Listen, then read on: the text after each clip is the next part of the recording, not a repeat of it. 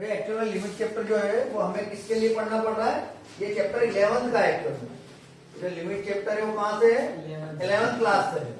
ठीक है, indeterminate form को डिटरमिनेट फॉर्म में कन्वर्ट करने के लिए लिमिट का यूज किया जाता है। इनडिटरमिनेट फॉर्म से डिटरमिनेट फॉर्म में जाने के लिए अपन क्या यूज करते हैं, लिमिट यूज करते हैं। पर ये लिमिट जो है वो डिफरेंशिएबिलिटी और कंटिन्यूटी चैप्टर के लिए हमें 12th में पढ़ना पड़ रहा है। हम 12th क्लास में कौन सा चैप्टर पढ़ रहे हैं, कंटिन्यूटी एंड डिफरेंशिएबिलिटी। लेकिन कंटिन्यूटी एंड डिफरेंशिएबिलिटी कब आएगा, जब हमें लिमिट चैप्टर आएगा। ठीक है, अगर 11th क्लास का लिमिट चैप्टर नहीं आता है तो कंटिन्यूटी एंड डिफरेंशिएबिलिटी चैप्टर आपको नहीं आएगा। आ गई बात समझ में। ठीक है, 4 मार्क्स का एक क्वेश्चन बनने वाला भी है यहाँ से, कैसे, कंटिन्यूटी एंड डिफरेंशिएबिलिटी से।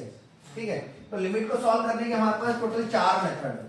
लिमिट को सॉल्व करने के हमारे पास कितनी मेथड है बेटा, 4 मेथड। ये चारों मेथड के सवाल आज हम देखेंगे। ठीक है, मैं आपको पहले लिमिट पढ़ा रहा हूँ इसीलिए क्योंकि पुराने लास्ट ईयर से जुड़ा हुआ काम है थोड़ा सा।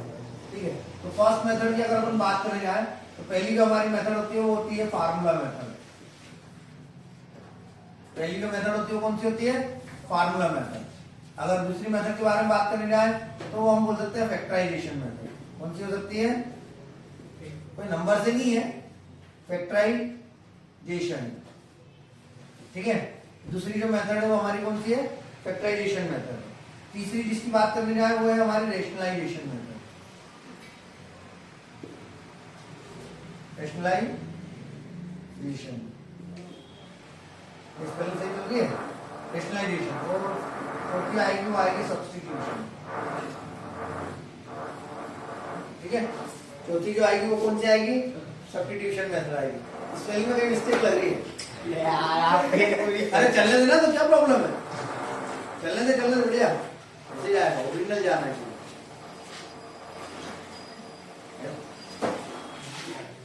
तो ये फैक्टराइजेशन गलत है स्पेलिंग, रेशनलाइजेशन की स्पेलिंग गलत है,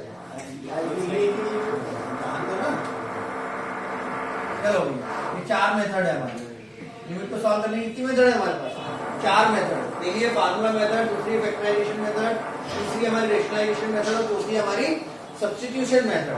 ये टोटल 4 मेथड है भैया हमको लिमिट को सॉल्व करने की। ठीक है, अगर हम फार्मूला मेथड की बात करने जाए तो हमारा फार्मूला होगा limit x tends to 0, x tends to a। मतलब x जो है किधर जा रहा है, a की ओर जा रहा है, a को एक वैल्यू है। ठीक है, हमारा फार्मूला होगा x की power n minus a to the power n upon में x minus a n a to the power n माइनस 1। ये हमारा फार्मूला है फार्मूला मेथड के लिए। अगर हम फैक्टराइजेशन मेथड ले जाएंगे तो फैक्टराइजेशन मेथड में हमको फार्मूला लगेगा a square minus b square. वो होता है हमारा a माइनस b और a प्लस। ठीक है, इसके अलावा लगेगा a cube minus b cube वाला, a minus b, a square plus b square plus ab, a cube plus b cube वाला, a plus b, a square plus b square minus ab। ठीक है, ये वाला फार्मूला लगेगा। इसके अलावा कुछ फार्मूले जो और हमें लगेंगे वो लगेंगे limit theta tends to 0 sine theta by theta, या limit theta tends to 0 theta by sine theta, या limit theta tends to 0 sine inverse theta by theta, या limit theta tends to 0 theta by sine inverse. इन सबका मतलब 1 होगा, इन सारी बातों का मतलब क्या होगा, 1 होगा। ऐसा कैसे 10 के लिए चलेगा, बाकियों के लिए नहीं होगा, साइन और 10 के लिए होगा। Limit theta tends to 0 tan theta by theta होगा। ठीक है, limit theta tends to 0 theta by tan theta होगा। जैसा यहाँ हुआ है वैसे सेम यहाँ पर भी होगा सारा। ठीक है, लिमिट थीटा टेंड्स टू 0, यहाँ पर अपन लिखेंगे tan inverse theta by theta, limit theta tends to 0, फिर लिखेंगे theta by tan inverse theta equal to 1। आया समझ में, ये सारे फार्मूले हमारे लगने वाले हैं भैया, जो कि हमारे को लिमिट के अंदर लगेंगे। ठीक है, आगे बात समझ में। एक चीज आप और इसमें ध्यान रखेंगे, जैसे वो x आपने पढ़ा है कि भैया डिग्री को रेडियन में बदलने के लिए पाई बाय 180 से इंटू करते हैं। कहीं ऐसे सवाल आ जाए कि साइन x डिग्री आ जाए, है ना, ये आ जाए, सवाल हमारा ऐसा हो तो डिग्री को काय में कन्वर्ट करना पड़ेगा, आपको रेडियन में कन्वर्ट करना पड़ेगा, डिग्री को काय में कन्वर्ट करना पड़ेगा, तो साइन पाई बाय 180 से इंटू करना पड़ेगा, तब डिग्री काय में कन्वर्ट होगा, रेडियन में, और उसके बाद से उसका लिमिट निकाली जाएगी। डायरेक्ट लिमिट कभी भी नहीं लगते, डायरेक्ट लिमिट कभी भी फंक्शन में नहीं रखी जाती, क्योंकि हम क्या कर रहे हैं, इनडिटरमिनेट फॉर्म से डिटरमिनेट फॉर्म निकाल रहे हैं। इनडिटरमिनेट मतलब निकाली ना जा सकने वाली फॉर्म से निकाले जा सकने वाली फॉर्म, है ना। लिमिट का मतलब होता है ग्राफ किस लिमिट के अंदर बन रहा है, ये चीज पता लगाना होती है लिमिट के जरिए। तो कंटिन्यूटी और डिफरेंशिएबिलिटी से क्या पता लगाते हैं, कंटिन्यूटी का मतलब ये होता है कि उस लिमिट के जो भी लिमिट आपको दी है उसके अंदर उसका ग्राफ बन रहा है, कंटिन्यूअस बन रहा है। और डिफरेंशिएबिलिटी मतलब क्या होता है, डिफरेंशिएबिलिटी का मतलब ये होता है कि उसका डिफरेंशिएशन हो रहा है, मतलब पार्शियली वो चेंज हो रहा है। हमारी बात है कंटिन्यूटी और डिफरेंशिएबिलिटी मतलब पहले लिमिट, फिर कंटिन्यूटी, देन फिर डिफरेंशिएबिलिटी, ऐसा आता है। पहले फंक्शन होगा, फिर फंक्शन की क्या होगी, लिमिट होगी, एक लिमिट जिसके अंदर उसका ग्राफ बनेगा, तो ग्राफ कंटिन्यूअस बन रहा है, कहीं ब्रेक तो नहीं हो रहा है। जैसे एक कर्व बन को बनाना है, अगर मान लो और मैंने वो कर्व ऐसा कैसा बना दिया, एक ही बार वो कर्व बन गया, ठीक है, तो फंक्शन कंटिन्यूअस है। लेकिन इसी कर्व को बनाने के लिए मेरे को 2 बार पेन उठा के बनाना पड़ा, तो ये फंक्शन डिसकंटिन्यूअस है, क्योंकि कर्व क्या हो गया है, ब्रेक हो गया है मेरा, कर्व क्या हो गया है मेरा, ब्रेक हो गया है ना। साधारण तरीके से अगर हम समझ जाए कंटिन्यूटी और डिसकंटिन्यूटी, तो यही चीज है, ये कंटिन्यूअस ग्राफ है और ये डिसकंटिन्यूअस ग्राफ है। क्यों, क्योंकि पेन उठा के बनाना पड़ा कर्व को, कर्व जब पेन उठा के कंप्लीट हो तो डिसकंटिन्यूअस, और एक ही बार में हो जाए तो कंटिन्यूअस, ये कंटिन्यूटी है। आ गई बात समझ में। ऐसे ही हम फिर डिफरेंशिएबिलिटी भी चेक करते हैं किसी भी फंक्शन की, क्या चेक करते हैं, किसी भी फंक्शन की डिफरेंशिएबिलिटी भी चेक करते हैं। लेकिन ये सारी चीजें तभी हो पाएगी जब आपको लिमिट आती हो, ये पुरानी चीजें कुछ लिमिट की लगेगी भैया। और इस चैप्टर के अंदर लिखने के नंबर है, सॉल्व करना इतना प्रॉब्लम नहीं है, अगर आपको लिमिट सॉल्व करते आ गई तो इतना प्रॉब्लम नहीं है, लिखने के नंबर है, आप सवाल कितना अच्छा लिखते हैं। इससे कंटिन्यूटी और डिफरेंशिएबिलिटी में हमें राइट हैंड साइड और लेफ्ट हैंड साइड दोनों पे चेक करना पड़ेगा फंक्शन को, क्योंकि ग्राफ राइट हैंड साइड पे बन सकता है और लेफ्ट हैंड साइड पे भी बन सकता है, तो हमें राइट हैंड साइड पे भी बना के देखना पड़ता है और लेफ्ट हैंड साइड पे। तो हम बगैर ग्राफ बनाए फंक्शन को हम चेक करेंगे कि वो कंटिन्यूअस है या डिसकंटिन्यूअस है। क्या करें, बगैर ग्राफ बनाए, है ना, हम विदाउट ग्राफ प्लॉटिंग चेक कर रहे हैं कि फंक्शन कंटिन्यूअस है या डिसकंटिन्यूअस है, by the help of mathematical process. ठीक है, फटाफट ये लिख लो।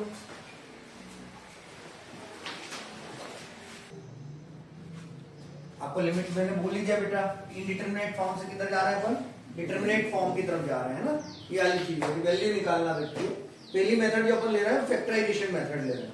कौन सी मेथड ले रहे हैं, फैक्टराइजेशन मेथड। अगर इसका अपन कोई सवाल लेने जाए तो लिमिट x टेंड्स टू 5, ठीक है, लिमिट x टेंड्स टू -5 दिया, ठीक है, और 2x स्क्वायर प्लस 9x -5 के अपॉन में आपको दे दिया x प्लस 5। अब हमें इसे पहले फैक्टराइज करना पड़ेगा, आता है 2 × 5 10, ब्रेक करने पे प्लस माइनस करने में, स्प्लिट करने पे 9, है ना, आता है ना, ये तो फैक्टराइजेशन वाली बात। ये स्प्लिट करेंगे तो 9 आना चाहिए, मल्टीप्लाई करने पर 10 आना चाहिए। क्या बनेंगे फैक्टर, क्या बनेंगे बोलो, अरे 10 में से 1 जाएगा तो 9, 10 × 1 x plus limit x tends to, अब 2x स्क्वायर, ये 10x minus x minus 5 whole upon x plus 5, limit x tends to -5, क्या कॉमन बेटा, 2x कॉमन, तो x plus 5 common, -1 common, x plus upon में x प्लस, फिर limit x tends to -5, x plus 5 common, तो अंदर आया क्या, 2x -1 upon में, ये देखो इसमें से वो वाली चीज हटा दे रहा है, देखना आप ये इससे ये कैंसिल हो गया, इसकी वजह से ये क्या हो रहा था, इनडिटरमिनेट फॉर्म में रह रहा, तो मैंने वो हिस्सा इसमें से हटा दिया जो इसको इनडिटरमिनेट फॉर्म में लेके जा रहा। आया समझ में, वो हिस्सा आपने को इसमें से हटाना है जो इसको इनडिटरमिनेट फॉर्म में, मतलब जो इसकी वैल्यू ना निकलने दे रहा हो, वो वाला हिस्सा इसमें से हटाना है, वो हटा दिया हमने। ठीक, अब क्या बचा भैया मेरे पास सम, लिमिट x टेंड्स टू -5 और ये आया मेरा 2x माइनस 1। ठीक है, अब x टेंड्स टू का मतलब होता है अग्रसर, मतलब कि x जो है वो -5 की तरफ चल के जा रहा है। ठीक है, x किधर जा रहा है? -5 की तरफ जा रहा है, मतलब जहां x लिखा है वहां क्या रखना है मेरे को?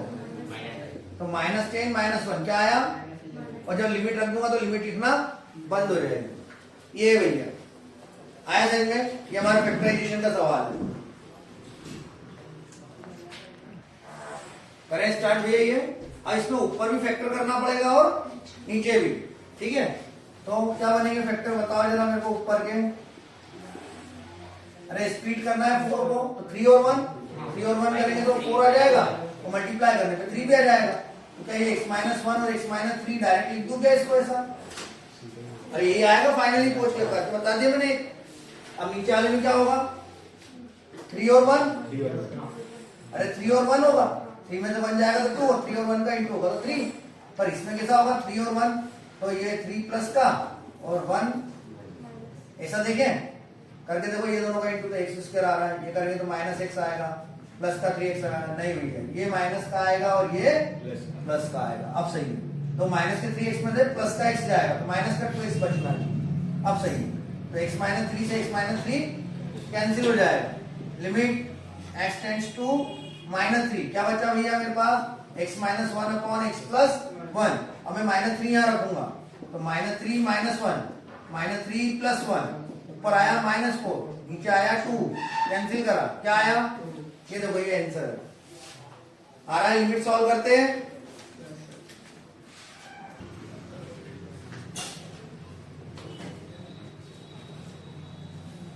ठीक भैया, करें फैक्टराइज। तो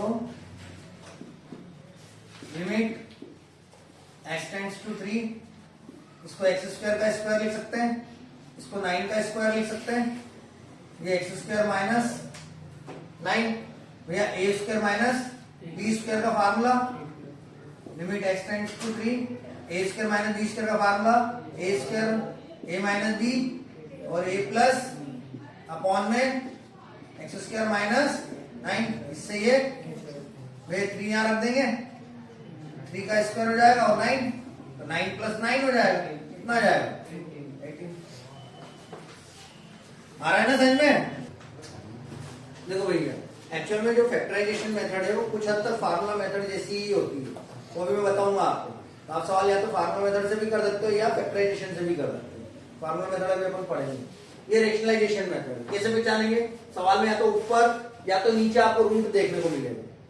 सवाल में या तो ऊपर या तो नीचे आपको रूट देखने को मिलेगा। आपको रेशनलाइज करना है, यहाँ लिखना है by rationalisation. Limit x tends to 0।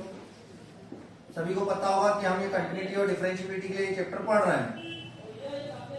तो क्या होगा, यहाँ रेशनलाइज नहीं होगा, यहाँ मल्टीप्लाई एंड डिवाइडिंग बाय होगा, क्योंकि जब डिनोमिनेटर से होता है ना तब अपन लिखते हैं बाय रेशनलाइजेशन, पर जब न्यूमरेटर की बारी आती है तब अपन ऐसा ग्रामेटिकली वो लिखाता नहीं, वो उस समय क्या लिखाता है? मल्टीप्लाई एंड डिवाइडिंग बाय, अगर न्यूमरेटर वाली बात से कर रहे हैं तो। और अगर डिनोमिनेटर देख के कर रहे हैं तो फिर बाय रेशनलाइजेशन लिख सकते हो, है ना। सभी सब्जेक्ट के अपनी एक ग्रामर, एक रूल होते हैं, जैसे मैथ्स का भी ये रूल है। ये देखिए भैया, तो ये माइनस है तो यहाँ क्या लगाएंगे? अपोजिट साइन लगा के करते हैं। रेशनलाइज का मतलब ये होता है दोनों के बीच का साइन चेंज करके, अरे दोनों के बीच का साइन चेंज करके मल्टीप्लाई एंड डिवाइड करना, ये होता है ना मतलब। तो अब ऊपर क्या हो जाएगा भैया हमारा? a माइनस बी और a प्लस, तो ये हो जाएगा हमारा a² माइनस b² और अपॉन में क्या जाएगा? x into under root of 2 plus x plus root, यही आएगा। स्क्वायर से रूट, तो आएगा हमारा limit x tends to 0, 2 plus x minus 2 upon में ये x under root of 2 plus x plus root 2, ये 2 से 2 cancel. Limit x tends to 0, x limit 2 plus x plus इस x से ये x, ये लिमिट भी रख दूं यहां पर, तो रखूंगा तो क्या आएगा? √2 प्लस एक √2 और एक √2 जुड़कर कितना हो जाएगा? जुड़ रहा है ना ये 1/2 √, ये होगा सॉल्व। आया समझ में? अरे आया समझ में ये वाला सवाल? सेम ऐसा कैसे इधर वाले पे जाएंगे, जब इधर वाले पे जाएंगे तो limit x tends to 0 x upon under root of 1 plus x minus 1 minus x, तो ये root of 1 plus x plus, यहाँ रेशनलाइज हो रहा है, एग्जैक्टली अपन वर्ड यूज कर सकते हैं रेशनलाइज वर्ड। ये देखिए ऐसा, ये चीज हो गई, ठीक है।